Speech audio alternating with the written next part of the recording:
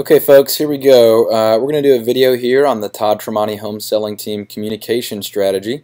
Some of these items will be, somewhat obvious to you. Others of them will be not so obvious. But these are crucial elements to our team strategy to provide maximum value to our clients and to maximize the benefit of the time and energy and effort that you put in to your client relationships and to the work that you do here. So let's jump right in. Just right off the top, I want to start with just really key stuff. Always start with the most effective form of communication available to you and work down. And what I mean by work down is the order of this list. So you always want to try to meet face-to-face if possible. That's the goal of our phone calls, that's the goal of our emails, text messages, is to establish an opportunity for a face-to-face meeting. But this follows through the transaction as well. If somebody's going to be writing an offer or making a counter offer, or even dropping off a check or signing a document, you really would like to do that face-to-face every time if possible. Now, it won't be possible with most clients to do that every time. So in the event that you're not able to set up a face-to-face meeting, the very next best option is obviously a phone call. Voice-to-voice communication. So there's a lot less confusion. There's no assumptions about tone or what somebody meant, or if it was really quick and you abbreviated, those kinds of things. So we always want to handle things on a phone call if we're not able to do that face-to-face. The next option would be doing that by email. Email can be really dangerous, but it's a great option to get some clear-cut information across quickly. And then finally, there's really nothing wrong with text messaging for simple things like directions, maybe a time, maybe a quick reminder, or possibly to initiate a phone call or a face-to-face meeting. We do not want to utilize really email or text ever for any sort of important negotiations, and we'll get to that here in a second. But back up to phone calls. This is where we're going to spend the bulk of our time here because this is the thing that we really end up doing the most. So it's really important that we have good, solid phone call strategies. So first of all, when we're answering the phone here in the office or even on your cell phone out and about, but if you're ever answering a work-related call, you want to do so with the absolute most positive attitude that you can. This sounds really obvious, but we've all had an experience with a customer service person or really anyone who answers the phone and you can immediately tell that the tone of this call is going to be negative, that they're not going to be very helpful, or that they don't want to be on the phone with you at all. That is not how we do things here at the Todd Tremonti Home Selling Team. You want to be the single most positive, encouraging, fun, informative person that the person on the other end of the line has encountered all day long. So if you have to physically smile when you pick up the phone, do that. It does translate through the phone. But you want to be positive, upbeat, energetic, and you want to be compelling to the person on the other end of the phone. If that person is asking you really for any information whatsoever, but especially information about a specific property, you want to utilize the WSGAT script. And what WSGAT stands for is what is so great about that. So if somebody were to call and ask about the house at 123 Main Street, the answer is never, okay, here's the price, here's the square footage, here's how many bedrooms and bathrooms. You want to reply in the tone of what is so great about that. Something along the lines of, oh my gosh, how much time do you have? This house is incredible. It's got 4 bedrooms and they're all really great size. The master is huge. I don't know if you've been in there yet or if you've seen the pictures, but it's pretty incredible. The other 3 bedrooms are all really good size, and 2 of them have attached bathrooms, so they're basically suites. So I'll stop there, but you get the idea. What is so great about that? That's what we need to be explaining to people when they're really asking us anything, specifically about a property. But if they were to say, why would I come meet with you? We want to talk about what is so great about working with our team, not just stale black and white facts. So the next great script when it comes into answering a call, or really anytime you're on a call, is WIIFM, what's in it for me? And that's from the perspective of the prospect or the caller. The idea here is that whenever we're talking and we're communicating, we want to communicate with the mindset being our focus is on the value to the other person.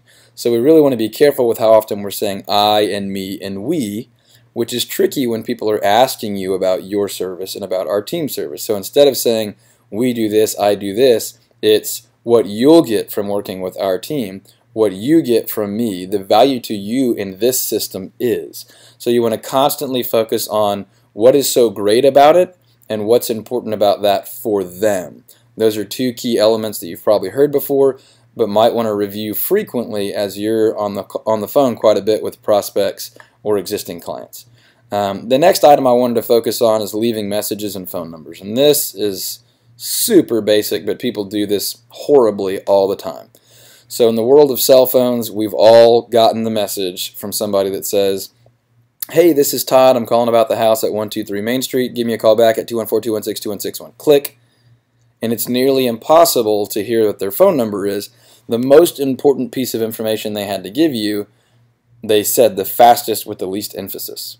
So I'm going to encourage you when leaving messages for other people to speak clearly and slow down a little bit and leave the pertinent information really clearly, and if you have time, to leave that information twice. Always, always, always leave your phone number twice. Our goal is that we would be the easiest person that other person has dealt with all day long.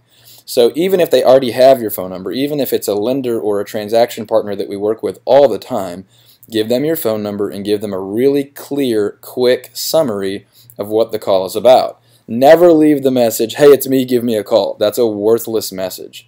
You want to say, hey, it's Todd, I'm calling about the loan on 123 Main Street. Everything's looking really, really good, but I had a quick question for you about closing date. Give me a call back at 214-216-2161. Again, call me at 214-216-2161.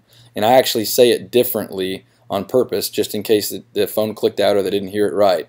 But you want to be so easy to work with that whether they know it consciously or not, people are compelled to come back and work with you over and over and over again. So just be thinking about those things when you're on the phone. Some great scripts for being on the phone are forward and brag. Forward is a really, really good one when you're just checking in with someone. Sometimes we'll call and we don't really have a whole lot to say, but we really want to check in. We'll talk more about that as well. But in those situations, forward is a really great little model to run by. FORD, family, occupation, recreation, and dreams.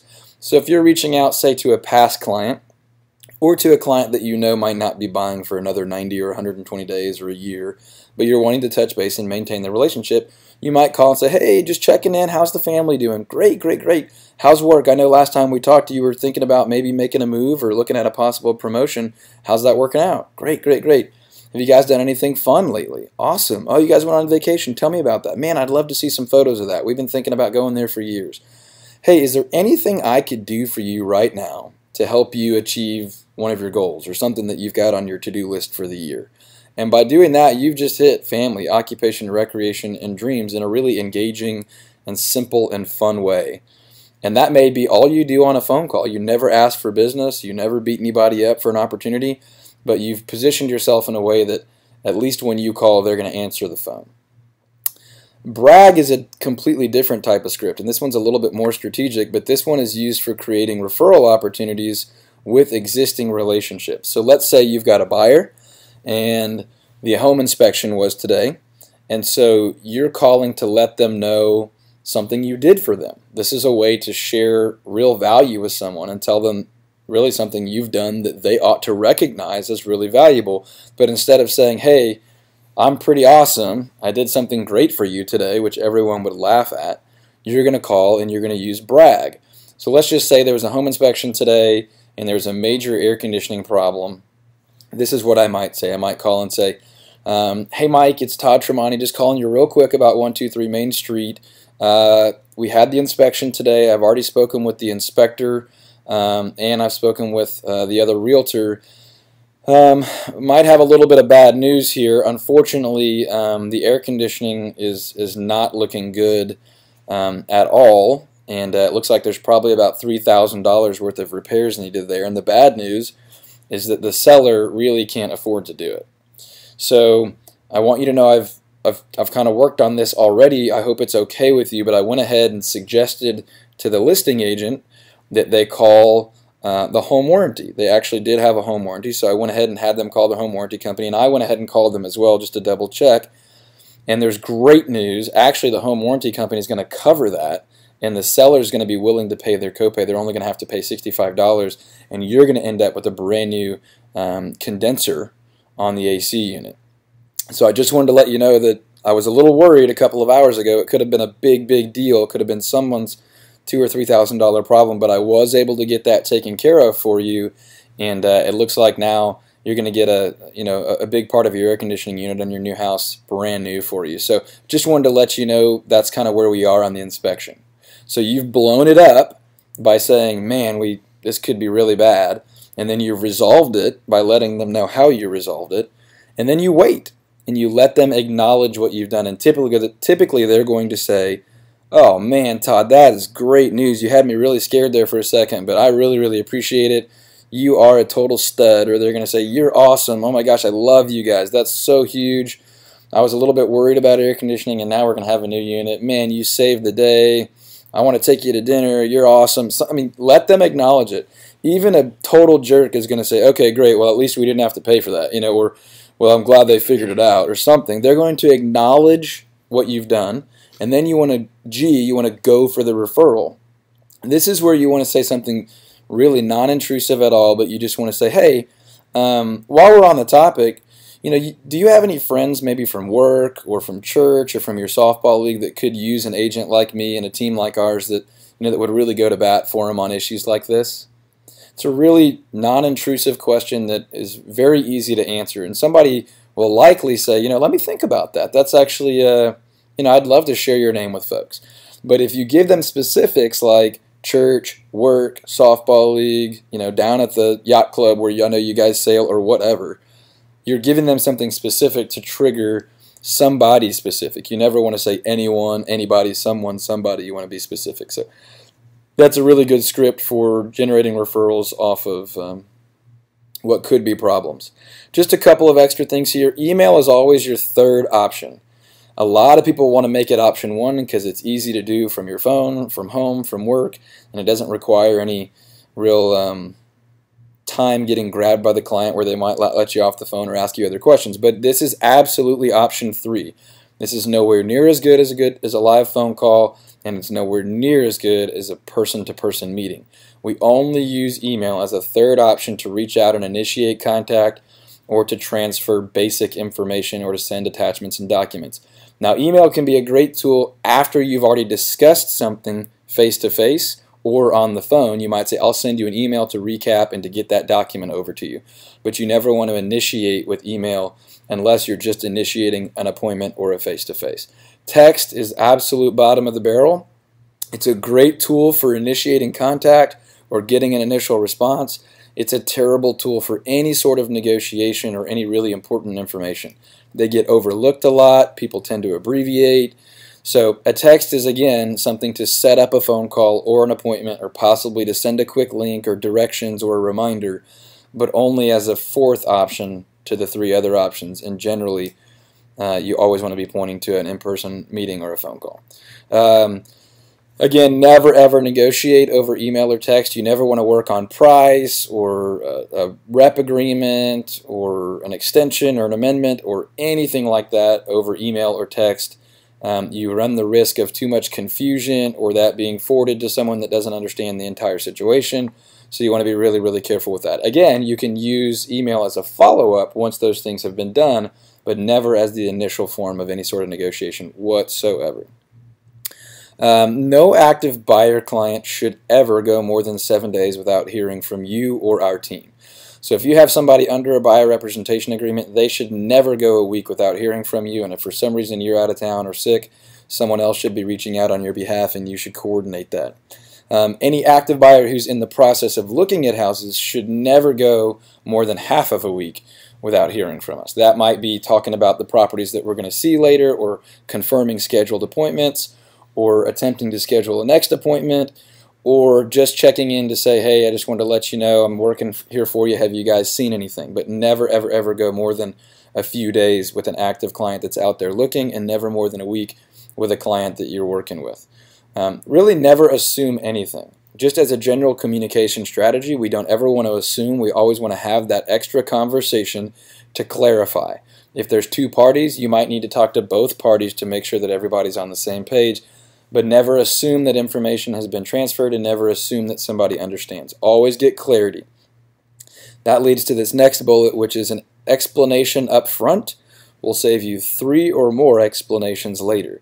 If somebody has a really clear picture of what's going to happen before it happens, you're in a heck of a lot better position than if they need an explanation after it happens. This can save you a lot of headache, especially on buyer transactions. When it comes to conflict, there will be some. This is a complicated business and these are complicated transactions, and we work with people a lot of times that aren't prepared to handle those complications. So deal with conflict respectfully, calmly, and honorably.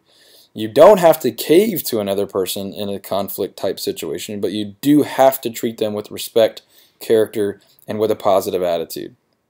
Just remember that problems are really just opportunities for an impressive solution.